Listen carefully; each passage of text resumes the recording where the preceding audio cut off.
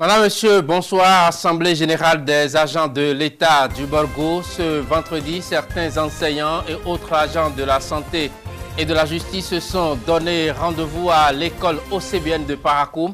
Objectif, apprécier les solutions du gouvernement aux revendications des travailleurs.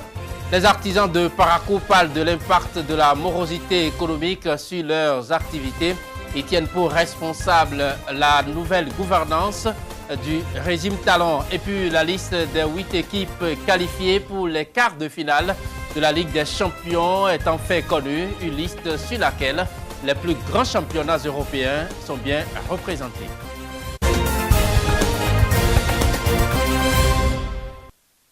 L'école OCBN de Parakou a été ce vendredi matin le point de mire et d'ancrage des enseignants et autres agents de la santé et de la justice du Borgo. Ils y étaient pour apprécier les solutions à eux proposées par le gouvernement face à la crise sociale qui secoue le pays depuis le 16 janvier 2018. Voici le reportage. L'école primaire publique OCBN de Parakou. La cour envahie de moyens roulants. La salle archi-comble. Des enseignants, des agents de la santé et de la justice du Borgo s'imprègnent des retombées des dernières rondes de négociations gouvernement-syndicat. Après analyse des solutions proposées par le gouvernement du président Patrice Talon aux revendications des enseignants, la base s'indigne et décide. Ce n'est pas pour demain le retour dans les classes. Au moins, nous leur donnons cette assurance parce que la base n'est pas encore satisfaite des avancées dont ils parlent. Il n'y a pas eu avancée. Le mouvement se poursuit tranquillement. Parce que nous ne sommes pas satisfaits. Nous ne pouvons pas aller en grève pendant 2 mois, délaissant les enfants et avoir perdu nos salaires du mois de février pour prendre 2 000 francs, moins de 2 000 francs sur le salaire par mois. Ça veut dire quoi? Ça veut dire que le gouvernement simplement nous a défalqués et c'est ce qui nous a été défalqué, c'est ça qu'on veut prendre pour nous donner en retour à nos revendications. Sur 4 ans au moins, celui à qui on a pris 100 000 francs dans son salaire du mois de février et maintenant on lui donne 25 000 francs par an, ça fait 4 ans, on va prendre les 100 000 pour payer celui-là pendant 4 ans. Vous voyez la ruse et la rage de ce gouvernement. Au-delà de la rétrocession des salaires des travailleurs défalqués, il reste pour les responsables syndicaux une question préjudicielle. La solution pour une sortie de crise serait d'améliorer ce qu'ils ont proposé pour les primes qu'ils veulent nous allouer. Quand ils parlent de 6 points sur 8, nous leur disons que c'est 5 points qu'ils ont proposé sur 8 parce que la prime de risque nous était déjà donnée par le président Mathieu Kérékou et c'était depuis ce temps 4 000 francs par mois. Pourquoi ils remettent ça dans les points pour dire que c'est eux qui ont accordé? Ils n'ont rien accordé. Donc les 5 points que nous avons aujourd'hui qui disent qu'ils ont accordé se réduisent à 1 700 par enseignant, les plus forts. 1 700 francs par mois, chers parents. Est-ce que c'est ça l'école? Pour ces agents de l'État, le gouvernement a l'impérieux devoir de trouver les ressources nécessaires pour garantir un mieux-être aux concitoyens. À l'université, nos enfants, on leur paie 500 000, 400 000. Mais où est-ce qu'on va trouver cet argent? Donc, nous ne voulons pas savoir si le gouvernement a les moyens. Le gouvernement doit avoir les moyens pour son peuple. Parce que nous les avons mis là pour qu'ils aillent chercher les ressources pour pouvoir diriger le pays. Ce n'est pas à nous d'aller de creuser pour trouver l'or ou l'argent. Ce n'est pas notre problème. C'est à eux de nous convaincre qu'il n'y a pas l'argent. Mais ils ne nous convainquent jamais. Parce que tous les jours, on voit qu'eux, ils sont mieux équipés que nous. Les mouvements se poursuivent. En revanche, l'école béninoise en route pour une année blanche. Responsables syndicaux et gouvernements trouveront-ils ce paradigme salvateur? La question reste posée. Le monde des artisans subit les affres de la morosité économique. Les activités de ces derniers tournent au ralenti. Nous sommes allés à la rencontre de Florent et Parfaite qui nous parlent de leur quotidien en la matière. Regardez. Depuis le 6 avril 2016, le régime de la rupture insuffle une nouvelle dynamique de gouvernance des affaires au Bénin. Les réformes entreprises par le président Patrice Talon bousculent les habitudes et réduiraient le volume du flux monétaire. Cette perception de nombre des Béninois est partagée par quelques artisans de Parakou. Il y a eu complètement de changements. Depuis qu'il y a la rupture là, nous ne trouvons plus de travail comme ça. Avant, il y a de travail, mais maintenant, les gens ont le travail, mais c'est à cause de l'argent, ils ne peuvent pas commander. Il y a même des gens qui amènent le travail et ils ne peuvent pas trouver d'avance pour donner. Il y a des gens qui ont le travail, ils viennent demander l'argent, ils disent qu'ils vont faire le programme, mais ils n'arrivent plus à commander. Donc, il y a beaucoup de changements. Les choses ont beaucoup changé. Ce n'est plus comme avant. Avant, les marchés coulaient, mais le temps que nous traversons maintenant, tout est bloqué. Quand les clients viennent, tantôt il n'y a pas l'argent, tantôt tu vas travailler à crédit.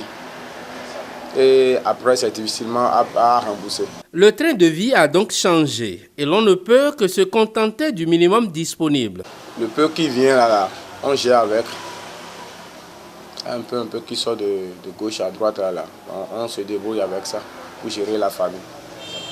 Un réajustement du coût des prestations s'avère alors nécessaire pour maintenir davantage la clientèle. Donc, tout ce que je peux dire à mes clients, c'est d'avoir le courage de venir vers nous, les artisans, et que nous-mêmes, nous savons que ça ne va pas. Donc, par exemple, pour moi qui suis ici, là, les travaux sur lesquels j'insiste à gagner 5 000, là, maintenant à cause de la rupture, même si je trouve 2 000, j'accepte. Seulement que le client soit satisfait. Donc, de deux, je ne peux pas dire il y a la rupture et je vais faire de n'importe quoi, ça là, moi je n'aime pas. Mais au niveau de mon bénéfice, j'essaie de gérer avec le client.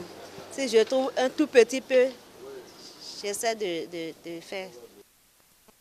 C'est le moment d'établir la liaison avec notre antenne de Cotonou où nous attend déjà Peko Mamer Aladayer. Bonsoir Peko.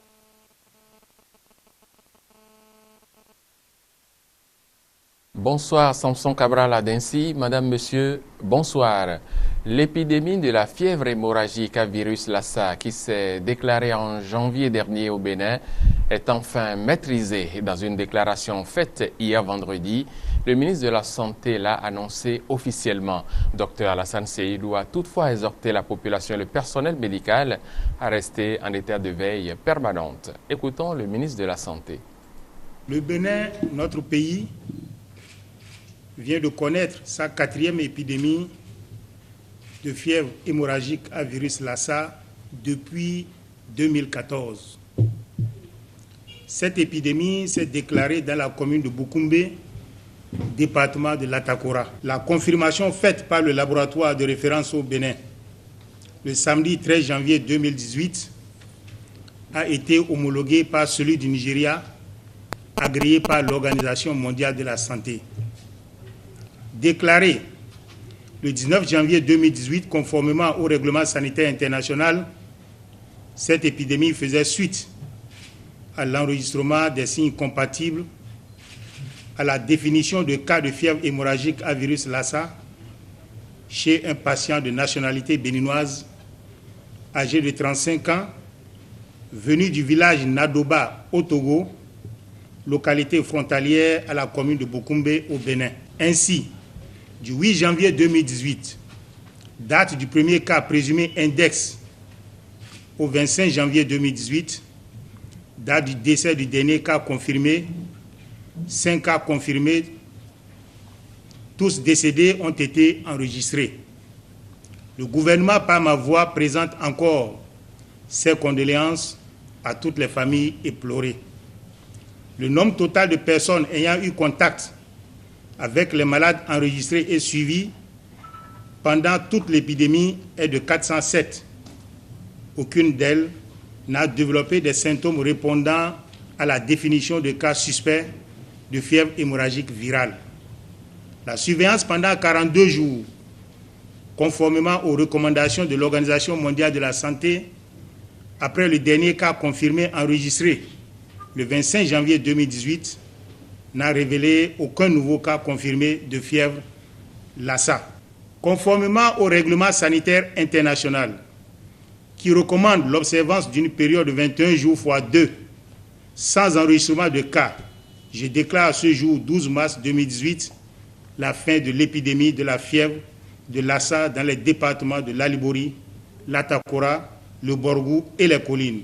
La fin de l'épidémie que j'annonce ce jour ne signifie pas que nous devons baisser la garde face aux fièvres hémorragiques virales en général et à la maladie à virus Lassa en particulier.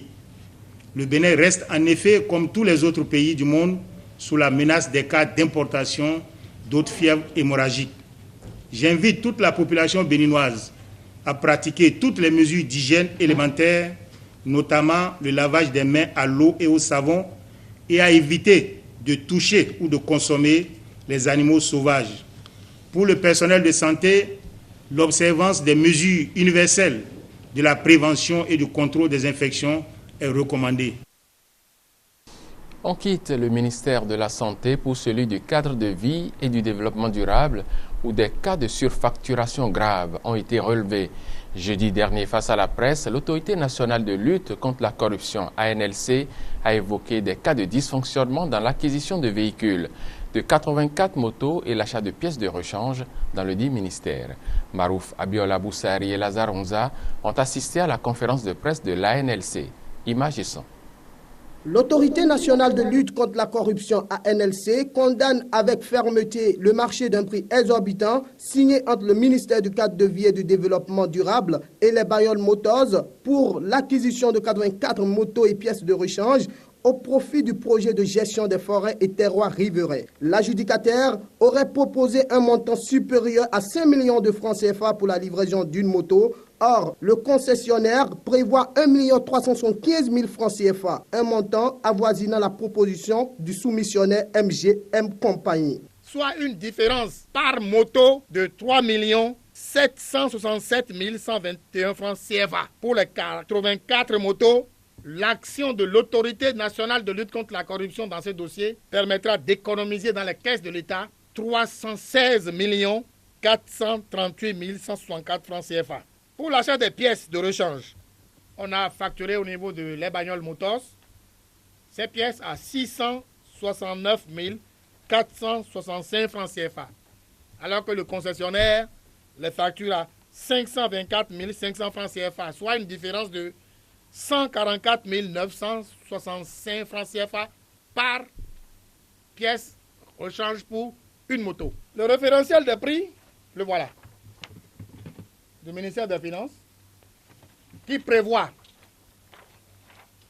pour la moto Cross 125 avec masque, le prix minimum d'achat, c'est 975 000 francs CFA, ce que l'un des soumissionnaires a mis. Ensuite, le deuxième prix moyen, c'est 1 215 000 francs. Le troisième prix moyen, c'est 1 300 000. Et le quatrième prix moyen, c'est 1 310 000 francs. Puis, le ministère des Finances donne toujours une marge pour dire, bon, ok, même si quelqu'un n'est pas dans ça, le maximum qu'on peut prendre pour acheter cet élément-là, c'est 1 625 000 francs CFA. En dehors des prix exorbitants, l'adjudicataire n'était également pas en droit de gagner le marché. C'est dit dans le dossier d'appel d'offres que celui qui doit gagner l'appel d'offres doit avoir apporté la preuve qu'il a au moins fait 2 livraisons de la même chose et que ça s'est bien passé. Dans le dossier, nous avons constaté que celui qu'ils ont pris pour être l'adjudicataire n'a jamais fait ça. Une semaine aurait suffi pour finaliser le marché. La personne responsable des marchés publics, il a signé le marché le 14 décembre 2017. Le même jour, la directrice générale de Les Bagnoles a signé le marché le 14 décembre 2017. 5 jours seulement après. Le 19 décembre 2017, le ministre a déjà signé. Le 20 décembre, le contrôleur financier a déjà signé le marché. Et le 21 décembre, le ministre des Finances lui-même a déjà signé le marché. Autrement dit, en une semaine, on a fait tout le tour et tout le monde a signé. Nous avons déjà écrit le 20 pour demander à ce que nous puissions clarifier la situation. Donc nous avons déclenché l'opération. Et pourtant, on a fait faire les choses. Et le 21 là, c'est ce jour-là, sans même qu'on ait signé le papier là, que le ministère du cadre de vie a envoyé le papier pour dire venez réceptionner les choses. Ça veut dire quoi? On a déjà signé la lettre de venir réceptionner les choses sans que le marché ne soit signé. Suite à ces irrégularités, la NLC dit avoir adressé au ministère des Finances, au ministère du cadre de vie et du développement durable et à l'autorité de régulation des marchés des rapports dans lesquels elle appelle de ses voeux l'annulation du marché. Le ministère des Finances a instruit son homologue du cadre de vie et du développement durable et l'autorité de régulation des marchés de bien vouloir satisfaire les recommandations de la NLC. L'autorité de régulation des marchés s'est déclarée incompétente pour l'annulation, mais en a apporté des sanctions. 1 an d'exclusion de tout organe de passation de marché à l'endroit de M. Constant Kodjo et 6 mois d'exclusion pour ses collaborateurs impliqués dans le dossier. Il est à noter que le ministère du cadre de vie et du développement durable n'a donné aucune suite au dernier rapport de la NLC. Le marché étant déjà signé, il ne revient qu'au tribunal administratif de prononcer son annulation ou non. Autre information dans ce journal, le ministre d'État chargé du plan et du développement et autres membres du gouvernement étaient également jeudi dernier face à la presse. Il était question pour Ablaye Biotchane et ses pairs de faire le point des efforts du gouvernement à l'endroit des travailleurs dans le cadre du dialogue social pour une sortie de crise. Écoutons le ministre d'État sur des propos recueillis par Émeric Okupeli. Conformément à sa logique de privilégier le dialogue en toutes circonstances, le gouvernement a entrepris des discussions à la fois avec différents syndicats de base et les centrales et confédérations syndicales. C'est avec beaucoup d'espoir, d'ouverture d'esprit et de flexibilité que les négociations ont repris sans préalable le mardi 13 mars avec 6 des centrales et confédérations syndicales. Des avancées significatives ont été présentées et enregistrées sur la plateforme revendicative des syndicats, notamment dans le secteur de l'éducation. En effet, le gouvernement s'est engagé pour la signature de 6 arrêtés d'application du statut particulier des enseignants et a même consenti à augmenter le montant de la prime de craie ainsi que celui des indemnités de documentation. Concession appréciée par les partenaires sociaux. Pour permettre la levée des motions de grève, il nous a paru utile de rédiger un relevé de conclusion de nos discussions. C'est alors qu'à notre grande surprise, les secrétaires généraux des centrales et confédérations syndicales ont indiqué mercredi 14 mars que la rétrocession des défalcations opérées sur salaire pour faire de grève est une question préjudicielle à la reprise du travail dans les administrations publiques.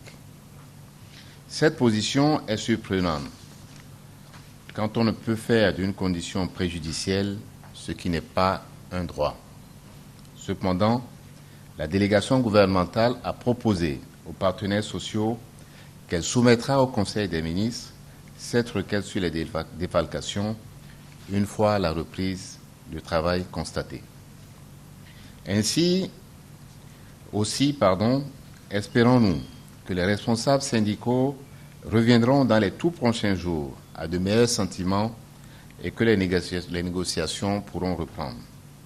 Le gouvernement, convaincu que seul le dialogue permettra de satisfaire les différentes revendications, les y invite instamment et rassure les populations que sa main tendue et sa bonne foi ne sauvent d'aucune ambiguïté. C'est pourquoi le gouvernement, par ma voix, lance un appel solennel, républicain et patriotique à tous les travailleurs du Bénin en grève afin qu'ils reprennent le travail dans l'intérêt supérieur de la nation. Avant de rendre l'antenne à Parakou, la cité des Kobourou, parlons du RAVIP. Le recensement administratif à vocation d'identification de la population s'est désormais installé dans les collèges. Objectif, faciliter l'enrôlement des apprenants et des enseignants. Hermione Maoli-Ponto et Lazare Onza se sont rendus au collège d'enseignement général Le Nokoué, c'est à Cotonou, pour prendre le pouls du déroulement de l'opération. Images et Recensement administratif à vocation d'identification de la population dans les écoles, collèges et lycées. C'est désormais une réalité. Ici, au collège d'enseignement général Le Nokwe, élèves et enseignants s'affairent autour de l'opération, priorité d'ailleurs donnée à cette cible. Avec notre déplacement dans le collège, ça va. On arrive à enrôler les élèves et les enseignants. Du fait qu'on s'est déplacé dans le collège, on a une priorité pour les enseignants et les élèves du CEG Nokwe. Une initiative appréciée par plus d'un, notamment les concernés, qui rencontraient des difficultés à se faire enrôler, vu qu'ils passent la majeure partie de leur temps dans ces lieux du savoir. C'est une bonne initiation, puisqu'on est parti au lieu et ailleurs, ils ont déjà fini pour les élèves qui sont venus. C'est très bien et c'est une bonne idée de nous envoyer, les agents dans les établissements. Si ils étaient dans les mairies, on aura des difficultés pour aller. Ici, spécialement, il y a un rang pour les professeurs et un autre rang pour les élèves. Du côté des professeurs, il faut dire que ça s'est bien passé. Les gens, ils étaient très accueillants. Bon, ça s'est bien passé quand même. Ça a beaucoup aidé parce que quitter la maison à 8h, revenir à midi et courir pour l'enregistrement, c'est un peu difficile. Il faut dire que ça nous a beaucoup aidé. Une opération qui se passe ici au CEG Le Nokwe sans difficulté majeure. Non, pas du tout, il n'y a pas de difficulté. D'autant plus que ce sont des apprenants. Ils ont appris à être disciplinés. Donc ça se passe normalement, il n'y a pas de difficulté majeure. J'ai juste donné mes informations personnelles que je sais.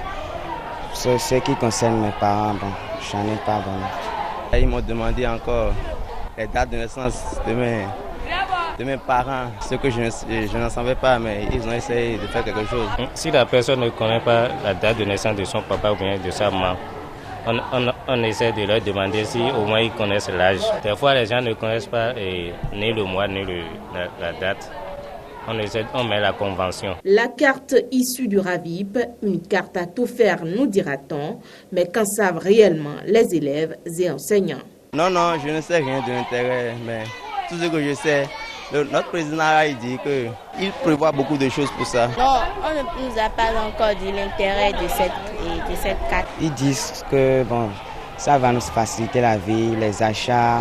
L'intérêt tel que ça se dit à la télé, il faut dire que ça va remplacer bientôt la carte nationale et ça va nous aider même pour les opérations au niveau des banques.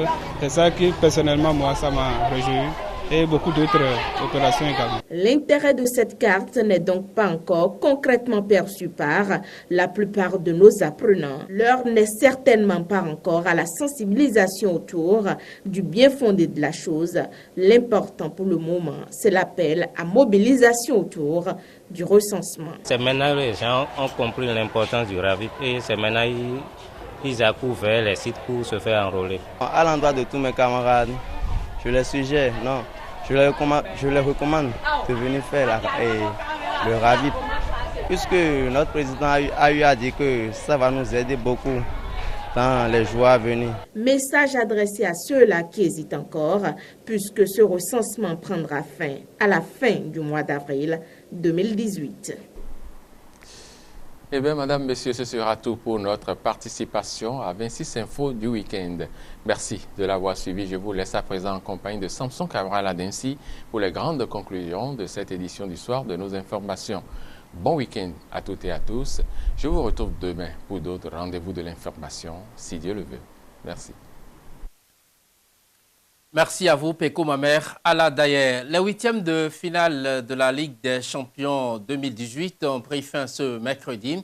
La liste des qualifiés pour les quarts de finale est désormais connue. Le Bayern de Munich et le Barça s'y sont ajoutés après les rencontres disputées ce mercredi. Suivons le résumé de Dieudonné Babatoundé.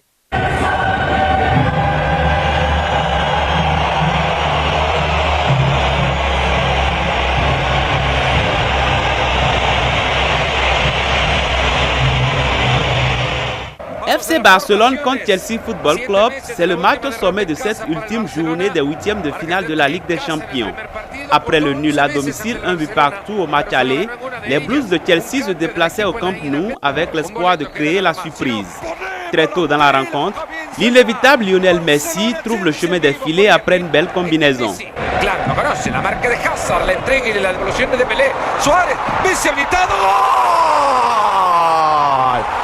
¡Gol! ¡Gol!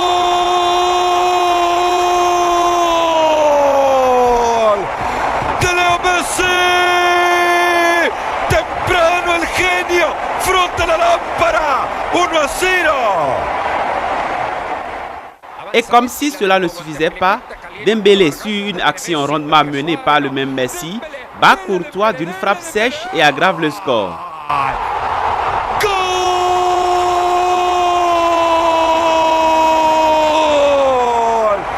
del Barcelona! 2-0. La situation se complique, mais les coéquipiers de Giroud restent malgré tout fidèles à la philosophie de jeu de Antonio Conte. Défendre ensemble et procéder par contre-attaque en comptant sur la pointe de vitesse de Willan et Moses et aussi la technique balle au pied de Eden Hazard. Kanté, otra vez contra uno le hacen Alba, viene Mose, la barrida de Iniesta, la bocha. Peu avant la mi-temps, la chance aurait pu leur sourire pour réduire le score si ce coup franc bien exécuté de Marco Alonso n'avait pas flirté avec le poteau sortant gauche de Ter Stegen. Ya los adjetivos se nos acababan porque se veía que la pelota llevaba una gran velocidad y que iba muy cerca. Chelsea revient en deuxième partie avec beaucoup plus d'envie et domine même le match jusqu'à l'heure de jeu. Mais un nouveau errement défensif vient enterrer tous les espoirs des Blues. Messi réalise un doublé et porte la marque à 3-0.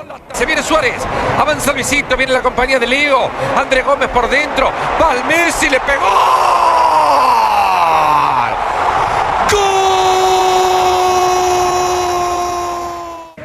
Il ne reste plus que 25 minutes de jeu, mais jusque-là, Antonio Conte n'a effectué aucun changement, alors que Valverde a déjà épuisé ses 3 remplacements. L'entrée en jeu de Morata et de Pedro plus tard ne changeront pas grand-chose à la physionomie du match. Sadio Paulinho, metió mano Courtois. Hay córnero. Buen centro, llegó al travesaño Rüdiger. No pudo cuando pudo abrir el juego por Barcelone Football Club sort vainqueur de sa double confrontation avec Chelsea Football Club.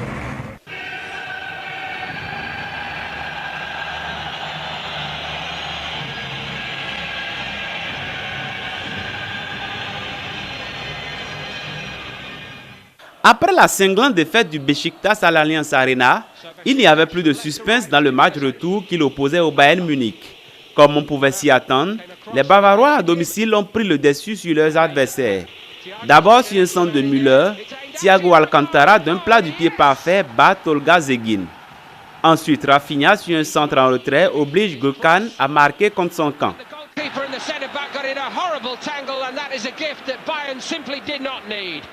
Wagner Love sauve l'honneur des Turcs en réduisant le score à 2-1.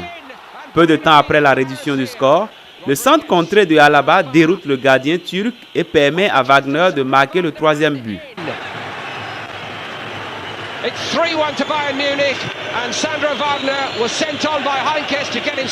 C'est donc fini pour les huitièmes de finale de la Ligue des Champions 2018.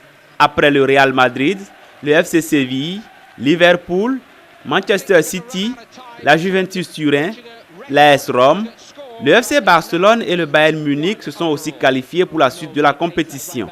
A noter que le tirage au sort des quarts de finale aura lieu ce vendredi à 12h à Nyon, au siège de l'instance fêtière du football européen.